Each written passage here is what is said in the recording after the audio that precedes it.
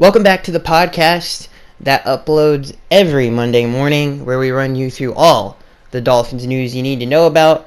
And as always, we always go through the box score first. And what a game this was, ladies and gentlemen. The highs, the lows, the roller coaster of emotions. I almost passed out towards the end of the game. Obviously, it was one of the most emotional wins. If you were a Dolphins fan and your heart wasn't about to fall out of your chest, then you're just a soulless man. It was a crazy game, dude. This was an old school. I think this is the 107th time that we've played each other between the two teams. It was just an old school AFC showdown, and I think we broke no other game this year, or maybe I think it was just this year, has changed leads as much. So nobody's had as many lead changes as this game. So this game had everything. It was a high-scoring first half. It was a high-scoring game. Lead changes constantly, up and down and around all the time. This game was one of the all-time great AFC East games in NFL history. It was one of the all-time great divisional games in NFL history. Tom really came in this game with you could tell, I mean, especially just the way he was playing. I mean, that's the best I've seen him play in Miami in a very long time. He didn't throw one interception, which I can't remember the last time he's done since he's been down here. All of our victories against him, he's at least thrown one. He's turned the ball over at least once. He played a tremendous football game. Tannehill played if with all things being said, the way the game ended is the way the game ended. But this was one of Ryan's greatest performances since he's been here. Just the guts that he showed. I mean, he was getting beat up the entire game. Obviously, the ankle twisted all the way around. It looked like he wasn't going to come back. I almost threw myself through a window because I was like, if Brock comes back, I don't think I can handle, especially how the game was going. It was such a great. I mean, not for Dolphins fans, it wasn't, but you felt like we could win the game. That the entire first half, it felt like it's still a close game. We can still win this, especially since how the offense is playing. And as soon as Tannehill got hurt, for him to come back and his play as good as he did in that second half with that touchdown to Bryce Butler, which was amazing. That was a beautiful pass. I'm pretty sure that was in the second half. I could be getting stuff mixed up, but what a gutsy performance by him. This was just an all-time great game. It really, really was. And the closest thing that we've had to this kind of a game with this kind of high emotion was probably in 2013 when Michael Thomas picked off Brady to win the game. I think they were like fourth and goal at the time. So that's the closest we've had to a crazy game like this in a very long time. And to be honest with you guys, this, if anybody called it like the miracle of Miami, it definitely was a miracle, but it definitely wasn't a fluke either. A fluke implies that it was just, you didn't earn any of it. I thought, Kenya Drake just made a tremendous play, a ridiculous play to win that game. And I remember just right before we get, I don't want to, I know we got to get into the box score. I know you guys want to get into this game, get into the meat and potatoes, but before we do, I got so excited after he scored that touchdown. I knocked over my TV and plugged everything. So as soon as he scored the touchdown, everything was unplugged, and I didn't think it counted because I was in such shock. I was like, did it actually count? Because he was so close to the sideline, and I didn't get to see a replay. So I didn't even really get to see the refs throw their hands up. So I was scrambling in other rooms in the house just to see what the heck happened. It was such a, I can't even put it into words. Like, it was such a weird feeling because, and we're gonna get into it right now, because what just happened, the drive before, New England's last drive of the game, was so disheartening to watch because of all that went down. It was ridiculous. So let's get into the meat and potatoes of this game. Obviously, your final score for Sunday's game was 33-34, and in an all-time great game. We'll start with the defense. Well, you know what? Yeah, we'll start with the defense. Tom finished 27 of 43 passing with 358 yards, 3 touchdowns, and 0 interceptions. Rob Gronkowski led the New England Patriots in receiving. He had 8 grabs for 107 yards. He averaged 13 a grab with 1 touchdown. Josh Gordon had 5 catches. Basically, I think most of them were all on slants, which is ridiculous. For 96 yards and 19, he averaged 19 a grab. His run after the catch was really high in this game.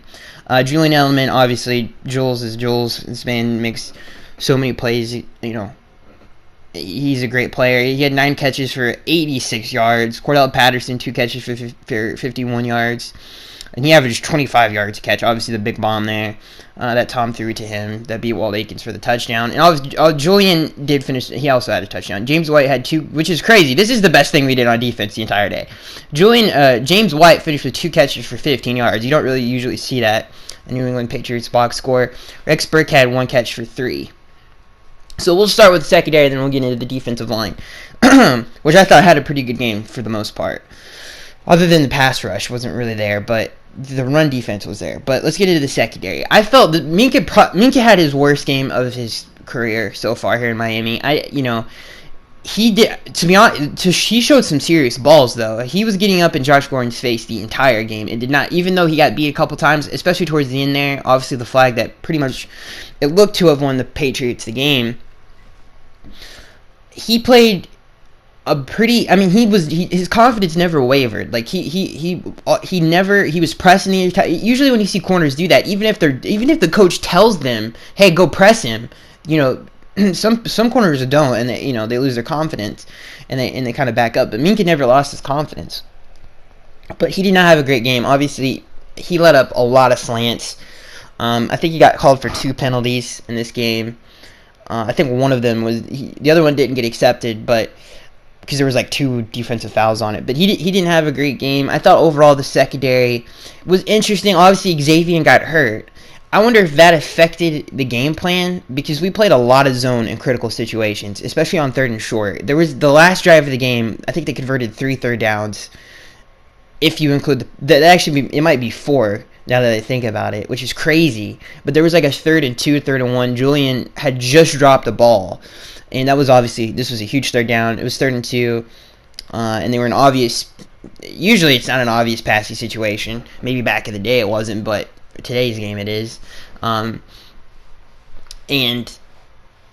we played zone, and Edelman just sat it down. It was an easy pitch and catch for a 1st down. Like, the game plan wasn't great. Usually when New England comes down here, and usually when we play them in general, we play a lot of man-to-man defense, a lot of matchup. Just, it was weird. I wonder if that had to do, I think X probably had a big, I guess that's probably had something to do with it. I don't know, but we played a lot of zone in this game, and I think that's why Tom had a really good day. And not to take anything, obviously, I'm not taking anything away from his performance, because it was a great performance. Not only did he, we'll get into the defensive line here in a second, but for the most part, the secondary did not play a very good game. There was a lot of miscommunication. Rashad Jones, he gave up another touchdown where he was just out of place again. He's playing free safety. He's the only safety back there. His job, your job is do not give up a touchdown. And Cordell Patterson just runs right by him, and then, the rest is history. So the secondary did not play a great game. The game plan wasn't great either. I felt the game plan wasn't. You have so much tape on Tom.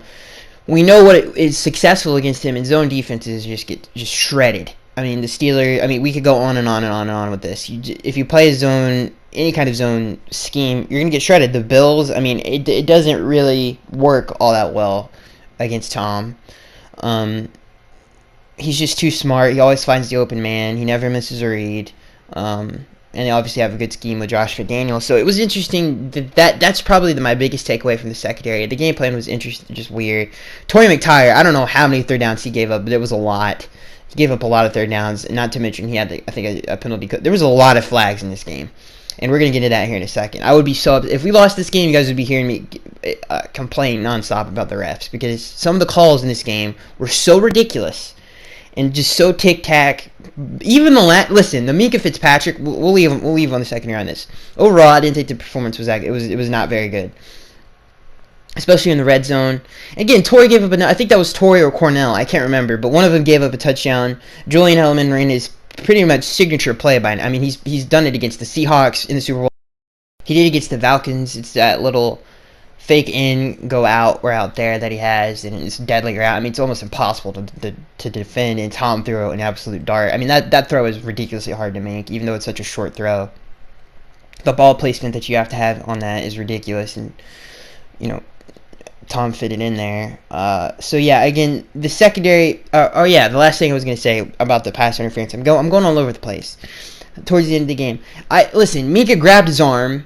I don't even think the ball was catchable. Even if Mika didn't grab his, I don't think Josh is going to catch that football. But I just felt, I was like, dude, like, the game has been, especially the way the game was going, that's how, like, it was just so, I got so mad. I was like, why would you throw that flag to begin with? First of all, watch New England play defense. From that exact game, I could show you Stephon Gilmore straight up grabbing. There was a play. Go back and watch the Kenny Stills touchdown. Devontae Parker was literally basically tackled to the ground. There was no flag thrown. That happens, dude. New England does that to everybody, dude. Everybody. It's honestly, the refs are ridiculous. I thought that flag was so bad. It was just it was just all around bad. Not to mention, I don't think the ball was that catchable. He didn't stop his speed or his momentum. He grabbed his arm. Listen, all corners do that. I don't care who you are. And they should have just let it go, in my opinion. They really should have just let it go, but they didn't. I'm not going to sit here and tell you that wasn't pass interference, because by the letter of the law, it was. But I just felt like the ball was overthrown. It was just like, come on, man. Like that. Not to mention so many other flags that happened in this game. It was so ridiculous. So let's get into the run defense here. We did a pretty good job. Sony Michel carried it 20 times for only 57 yards. He averaged 2 yards a carry. I thought we did a tremendous... The New England run offense is super underrated, and they've been gashing teams for a few weeks now. James White had 4... I mean, we witnessed that in New England. They destroyed us up front, and we did a ridiculously good job of defending the run in this game. James White had 4 carries for 13 yards. Todd Brady had 1 for 3. Rex Burke had 4 for 2, and James Evelyn had that 1 carry for a touchdown. I thought the best performance by far was just in the trenches against the run. We did a really good job. We just could not get off the field on third down. Tom converted ridiculous amount of third downs. I mean, I wish I had the stat in front of me. I'll see if I can't find it, but he converted so many third downs in that game. It was a heartbreak. I mean, every time he converted one, it was like getting your soul snatched. He had a really good game, and that was really if the defense could have got off the field on third down, the stats would look a lot better, obviously, and it just would have been a lot different. If X was playing, who knows if the scheme changes, maybe we would have played a little bit more tighter coverage, and less zone, especially on third and short situations. I just don't understand why you would play zone on 3rd and 2. It was like, I don't know, it didn't make much sense to me. So yeah, if we could have just gotten off the field on third down, obviously the game would not have been as close. But again, what if? It is what it is. But we just did not.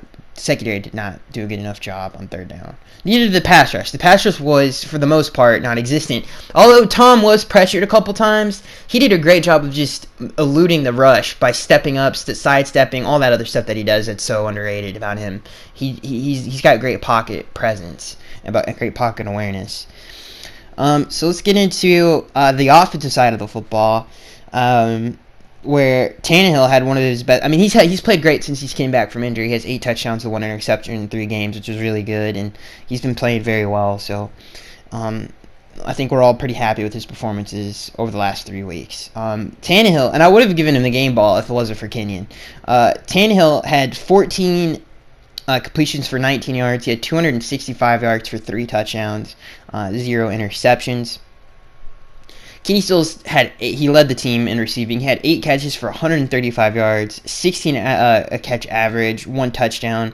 Kenyon Drake had 1 catch for 55. We all know 1 catch for 55 yards and 1 touchdown. Frank Gore had 1 carry for 24 yards, 1 catch for 24 yards. Bryce Butler had 1 catch for 23 yards and a touchdown. Bryce has played very well since we signed him. I've been pretty pleased with his contribution to the team. He's played very well. Devontae Parker had 1 catch for 18. Continues to be inconsistent. Danny Amendola, 1 catch for 10. Brandon Bolden, 1 catch for 0 yards. Mike Gesicki, excuse me, I'm sorry. I don't know if I'm going to cut that out. I probably should, but I'm going to apologize for that. Mike Gesicki, 0 catches for 0 yards. So, I mean, where do you even begin? I mean, the passing game, we did a much better job of protecting Tannehill, even though it wasn't that great. But we did a much better job, a much better job. Even though Ryan got hit left and right, the interior of the offensive line is just every game that we've played this year. It just continues to kind of stick out a little bit. Not a little bit, a lot. I felt like the running. Well, let's start with the passing game. I thought Tannehill had a really good game. I mean, he completed that beautiful deep ball to the right side of the field. Ryan didn't do anything. I mean, he had the Stephon Gilmore got his hands on 1 ball, which is whatever. And everybody's been throwing that stat around that he leads the league in dropped. I don't care. They're dropped picks. What the heck kind of stat is that? I don't care. They didn't pick him off. You know, that's stupid. It's the dumbest thing I've ever heard in my life. I thought he played a great game. He made some really good throws throughout the game to keep drives alive. You know, he got unlucky on that spin out. He probably would have had the first down if he didn't get stepped on by his own lineman. Ryan played a great game. He really did. He was getting beat up. I mean, for him to get beat up like he did, to keep coming back and making throw. I mean, the throw to Bryce Butler was beautiful. Hit him right in the numbers, and it was just a beautiful, great anticipation on that. Ryan just really, he's such an underrated quarterback. To compare him to Dolphins greats, who he is closest to is obviously Bob Greasy. He's closest to Bob than he is to Dan, but I do believe he is a Super Bowl capable. If we put a team around Ryan, he couldn't win us a Super Bowl. I don't think, if we put a team around him, I don't think anybody's going to sit here and deny it. And we've seen great quarterbacks this year not have the season that they're accustomed to. Aaron Rodgers has 4 or 5 wins. Matt Ryan has, I think has 2 or 3 wins. Derek Carr, who I think is a really good quarterback, he's not doing so. I mean, you have to put a team. It is a team game. So I don't know if this proves to anybody. Like I think we should continue to build around Ryan, especially if he continues. If he wins the last 3 games, then I think he's definitely the future of this franchise. But he's played great so far, and I've been I think we all have been happy with it. I mean, he's thrown 8 touchdowns and 1 pick since he's came back. And especially since how the offense was being run, where we didn't score a touchdown in, 3 games when Brock was our quarterback. So there's a huge difference when he's in the lineup. It's very noticeable. So I thought he's played very well. Kenny had a great game. Bryce Butler, I mean, he wasn't really getting help from anybody else other than Kenny this game. Kenny had 8 catches for 135 yards. Other than that, obviously Kenny on the last play of the game. Bryce Butler. But again, like I said, Ryan's more close to Bob than he is to Dan. And if I'm not going to explain that. If you know NFL or Dolphins history, you know what I'm trying to, you know what I'm saying when I say that. So yeah, let's get into the running game, which was super exciting. Frank Gore finished with 12 carries for 92 yards. He averaged 7 yards a touch. Brandon Bolden had 2 carries for 60 yards. His average was 30 yards a carry, and he had 2 touchdowns on those 2 carries. Kenny Drake had 6 carries for 24 yards.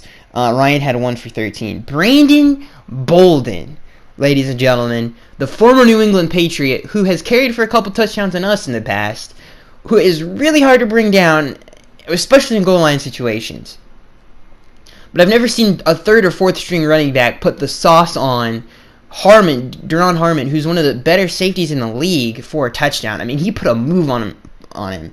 And if you've noticed around the league, the running set, it's a very quick pop play, because our offensive line cannot hold a block for more than a millisecond. So Adam has done a really good job of crafting a run scheme that fits this offense the best he possibly can.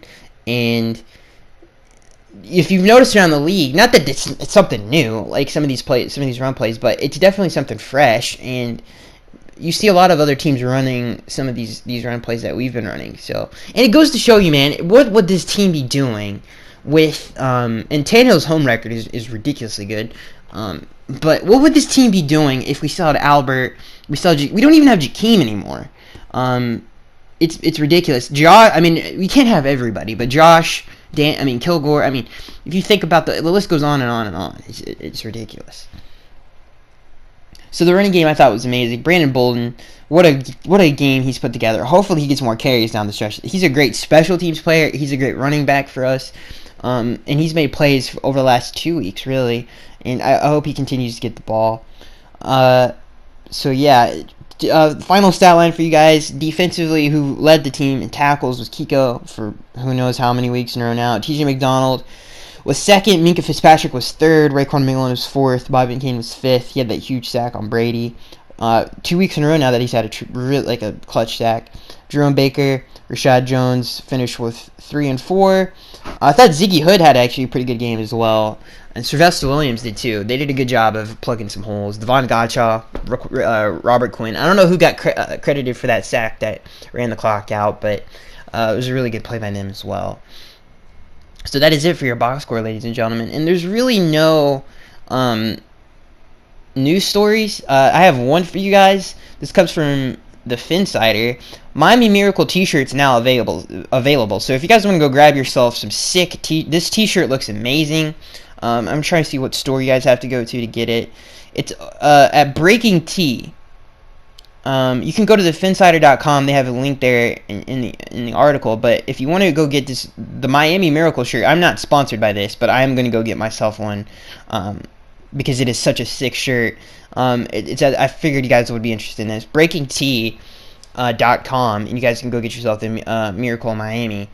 Maybe it's a good Christmas gift for a Dolphins fan near you. So yeah, that shirt looks sick. So there's really no other news than that.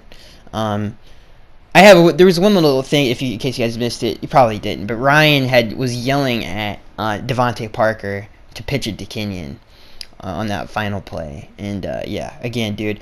And again, let me know what you guys think of Ryan's performance the last 3 weeks, and what do you guys feel if he wins the last 3 games? I feel like he's obviously the quarterback next year, but I think hopefully that changes a lot of minds.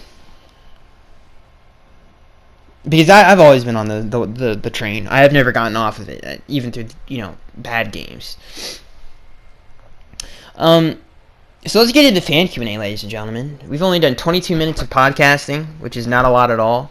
So if you've made it 22 minutes in, that means you've either a regular listener or you've liked it so far. I just have a little PSA announcement here. We should be getting a new mic should be getting talked into very soon, and I know that's been a big issue with you guys. It's been a big issue with me for a long time. It's upgrading some of the equipment, and we should be getting a pretty good mic coming in soon, so the voice will be sounding like butter. And who knows if my voice will change, because this mic is terrible, and it has been for a long time. I've been using the same mic for 2 years now, so hopefully this mic improves the quality.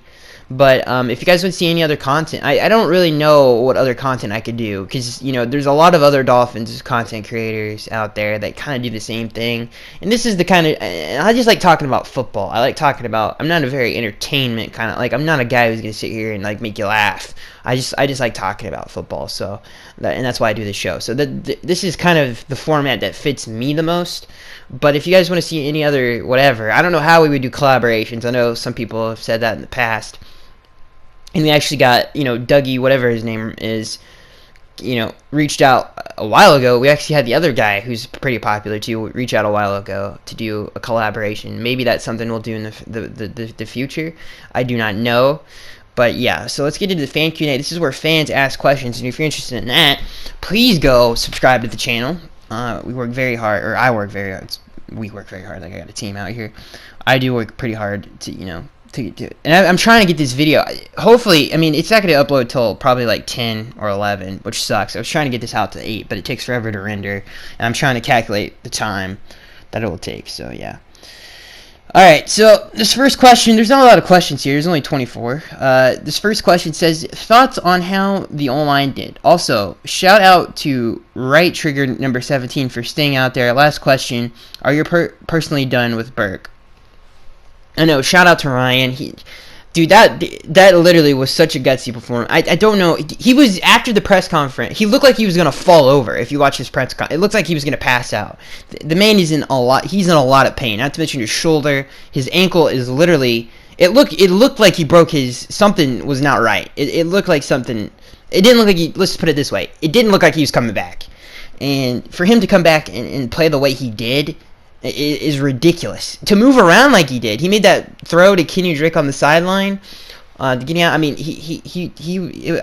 I don't have words to describe this game. It was such a weird, crazy experience. But yeah, shout out to Ryan for staying out there. And last question, are you personally done? This is from Steven. He says, are you personally done with Burke? I don't know if I'm mad at... to be honest with you, he should have played more man-to-man defense, but he's not coaching the team very well. He hasn't this entire year, really. I feel like the team could be a better coached, and he knows what's successful against Brady.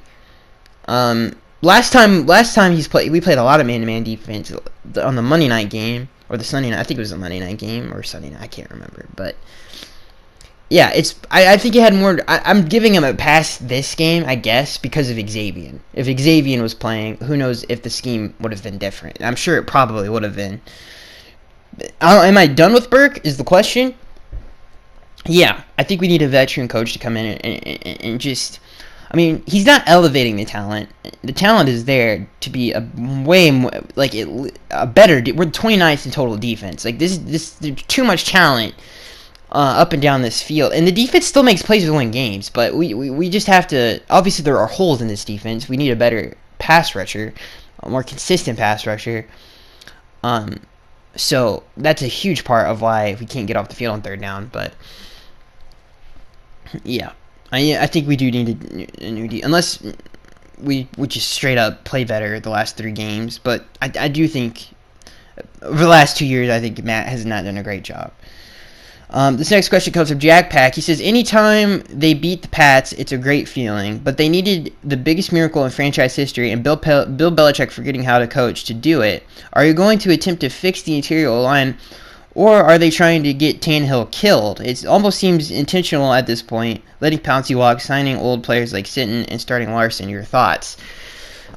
First of all, Josh is one of the best guards, if not the best guard in the National Football League. The whole Mike Pouncey thing, I think it's a wash at this point.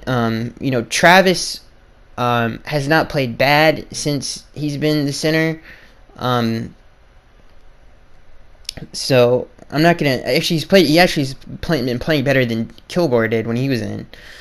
I don't think. I mean, obviously, I think you're joking a little bit, but Ted Larson has played terrible, and he's apparently been dealing with injuries. But he threw a really good. I mean, obviously, if he didn't throw that block downfield, then the miracle doesn't happen. So he gets a lot of credit for that as well.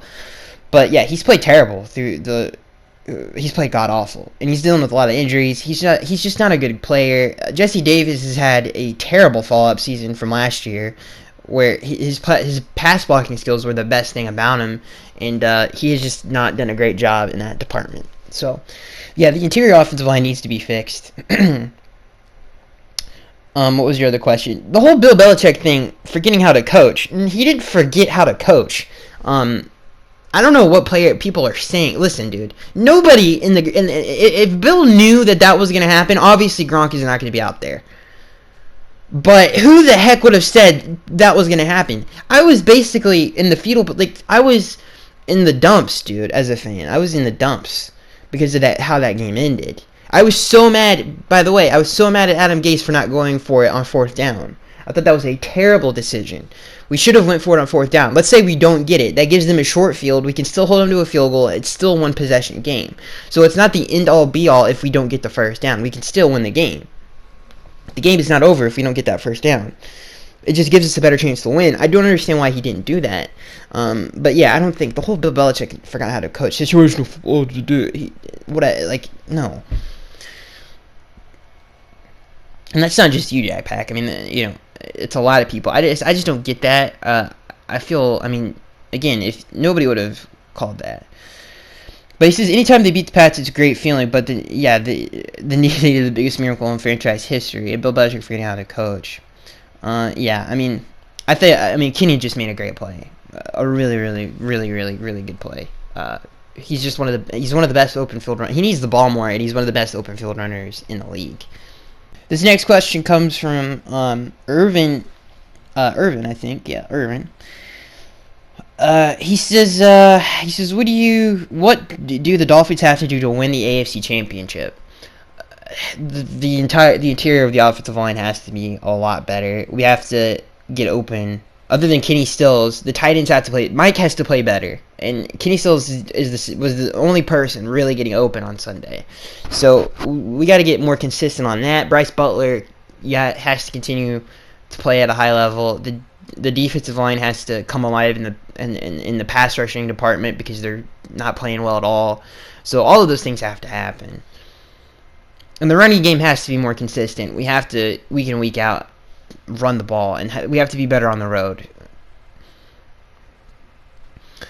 D-Mac says, this question comes from D-Mac. He says, even though we won, were you disappointed with the way the Gates handled that drive when we were down by 2 with the ball and like 6 and some change to go? It was actually 4th and 4, and yeah, we should have went for it because we don't lose the game there. The field goal is 1,000% not guaranteed, and even if you punt the ball, you basically need a 3 and out, or you're up against the wall after that if you don't get the 3 and out, which we didn't.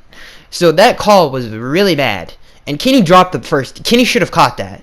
It was a tough catch, but I've seen him catch. I mean, we've all seen receivers catch, and him he'd catch harder balls, but he should have caught that. Yeah, I am very disappointed. It's hard to say. It's hard to say disappointed because we still won the game. But yeah, I thought he should have went for that. I thought that was a no-brainer, and it was just not very good situational football in my opinion. Especially, he needs to understand the flow of the game. He can't just punt the ball and be like, "Oh, we're just gonna hope." No, dude. Look how Brady has been playing. Look how their offense has been moving the ball. We haven't been able to get the ball out of there on 3rd down the entire game. What makes you think now is going to be any different? Not to mention, just like I said, the flow of the game. He needs to. He should have went for it. Especially how Ryan was playing. Like, Ryan was playing really good. I know he was hurt, but I thought we should have went for it there. This next question comes from Jerry. He says, trying not to be generic here, but do we ship out Branch and Wake after the season, trade Charles Harris?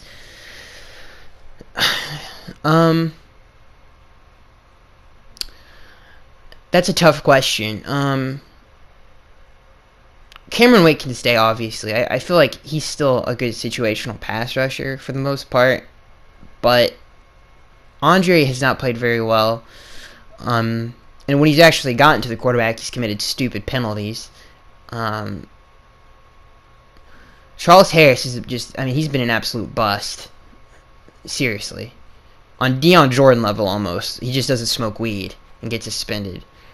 So he needs to play better. I don't know what his problem is, man, but he needs to play better. He's not good against his run defense has been better, but there have been times where it's been terrible. Like, he made Charles Clay look like an offensive lineman, a Pro Bowl one, as a matter of fact. He literally pushed him 5 yards downfield, which is just stupid. So, yeah, we need to do something about that for sure. So I would agree with you. Yeah, changes definitely need to be made, Jerry.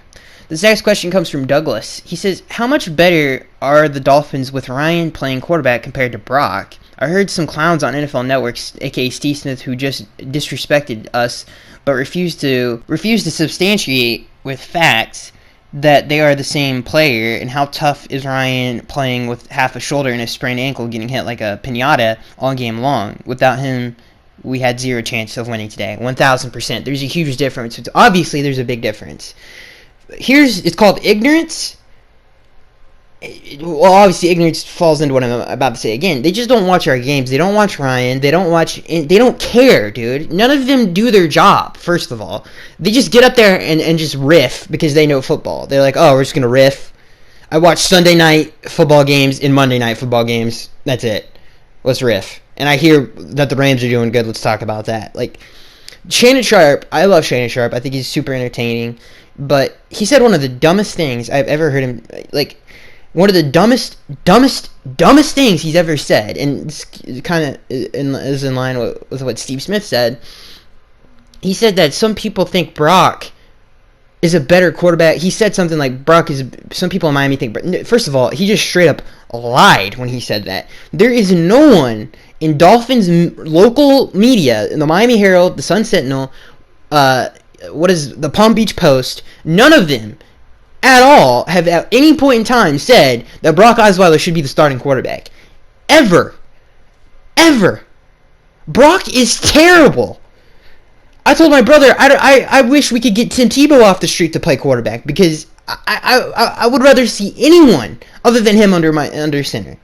He played so bad, dude. If you go back and watch those games, even the Chicago game, he missed wide open receivers in every single one of them. He's terrible. Tannehill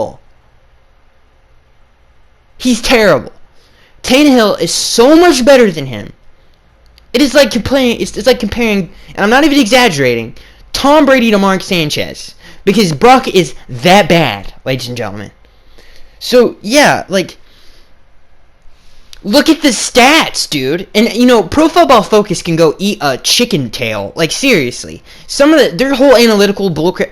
Just watch the game. How about watch a football game, man? Seriously, some of the things that they say are stupid. Like, I get it, the analytics, It is what it. I mean, it is facts for the most part, but some of it goes way too far overboard on some of these stats. They don't take into account everyone else. It's very individual performance. They don't take into account things around the player. That's why those numbers, in my opinion, are so stupid sometimes. So that's why hey, how about watch a football game? Like, seriously, how about as an analyst, do your job, which. Calling some of these people an analyst is almost too far sometimes, because Shannon has to cover, like, I'm talking about national media. Some of these shows, some of these talk shows, cover so many sports. Unless you're a local media member, it's hard to focus on a team that's not in the limelight all the time. Same thing with Steve Smith. Even though he only has to cover one. It's just, dude, just because he's Steve Smith, don't let that opinion it has no merit. Because what he's saying is ignorant. So don't take it personal. But you're absolutely right. I mean, without Ryan, obviously we wouldn't have any chance to win. With him, the record, the only home game that we've lost this year is with Brock. So Ryan's record with us is way better. Obviously better. Statistically, it's better. His touchdown to interception ratio is way better. He's thrown 8 touchdowns to 1 pick. We didn't score an offensive touchdown in 3 games. Tannehill comes back, we score on our opening drive 3 games in a row. There's a completely different, the deep ball, all of that is in play. It's a completely different team. So you're absolutely right, Douglas. And that, again, his performance was ridiculously good. Best Dolphins versus Patriots game ever. This one just moved ahead of the Wildcat game for T-Zone. I think my top 3 are the 2013 when we picked him off. First of all, Brady didn't play in that Wildcat game, so to me that gets disqualified. It just means a little bit more. But here's my top 3. Michael Thomas picking him. This was on my birthday, so I'm a little biased, but Michael Thomas picking off Brady in 2013 for the win was amazing. If you don't remember, Michael Thomas just came off the street from the 49ers. And at the time, it looked like we were going to make the playoffs, but we obviously didn't that year. We finished 8-8, but I think we were like 2 games above. We just came off of a 3-game winning streak. And I think that either made it 4 or 3. I can't remember. The point is, that was a great game. The second one, my favorite one, my second, or it used to be my favorite, was the Dan Marino 4th down throw to did I say Channing Frye? You guys know what I'm talking about. It's not Channing Frye. I'm thinking of NBA right now. I can't remember his name. I don't know why I can't. He was a great Patriot. He was a great Dolphin. But obviously that was a great throw. That was a 4th down deep pass from Dan Marino, and that was a shootout in Miami. Eric Bledsoe, Dan Marino. I love rewatching that game. in the first, this, I don't know if this is my favorite, but I think this is probably my favorite. Yeah. What is your this question comes from D-Mac. He says, "What is your take on Bryce Butler and Brandon Bolden after this game?" Well, they've played great. I mean, Bryce has played consistent too. To be honest with you, he should get more snaps than Devontae. He's played very well, and Brandon Bolden needs to get the ball more too. The Miami, well, it's hard to say that because we have Kalen, but you know what I'm saying. This next question comes from Jonathan. He says, "The Miami Miracle. I'm still looking to the draft, not saying to tank, but I think D-end or another young outside cornerback can make this defense elite." 1,000%, my guy. We are literally one piece away from making this defense one of the best in the league. The linebackers are really good, in my opinion. Jerome Baker, Kiko, and say what you will about Raekwon. He plays well. He plays good enough to be a quality NFL starter. Will he be a superstar or a Pro Bowler? We'll see, but he's definitely good enough. He's a quality starter right now. He's playing like one at least. So yeah, this defense is, and Kiko's a Pro Bowler, and so is Jerome. This next question comes from Ron. He says, Fireberg, whom does Skaggs really want at the defensive coordinator? Bowles, Fangio, Schwartz, or does a college guy stick out, or someone else I didn't mention? Ron, I love Bowles. I think he's a great... I've said this many times. I think Todd needs to be our defensive coordinator. He's coached in Miami before. He had a lot of success the last time he coached in Miami as our defensive coordinator. I think he was our interim head coach at one point. So we need Todd to come back to Miami and coach this defense because he does elevate talent, and I love his scheme. So his scheme generates sacks. That's how good his scheme is. Fangio, I just think is going to be a head coach. Schwartz, forget him. I like Todd a lot better. He's a great defensive coordinator. I don't think he's leaving Philly though.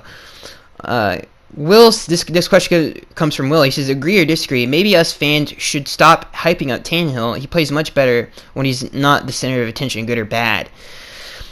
See, this is a great question. I don't know what the Dolphins fans think. Like they want out of.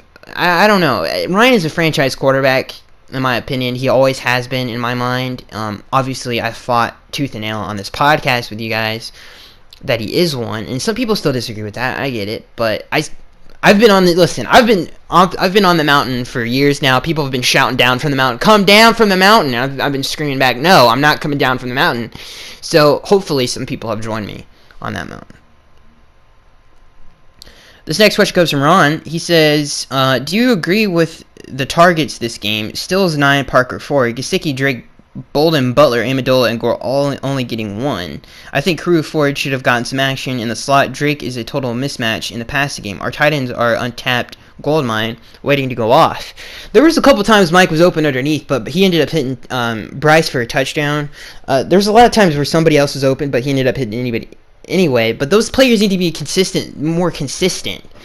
There was a couple drive killers too, by the way, by the refs. I forgot to even get into that.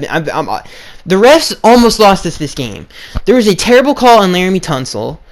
A terrible call on... Yeah, that was Laramie on that one play. One of the worst calls on Bryce Butler ever. What the heck? First of all, the ball was uncatchable. If any one of Stephon or Bryce committed a foul, it shouldn't have been called because Ryan threw it out of bounds. At least 5 yards out of bounds. The refs were so bad this game.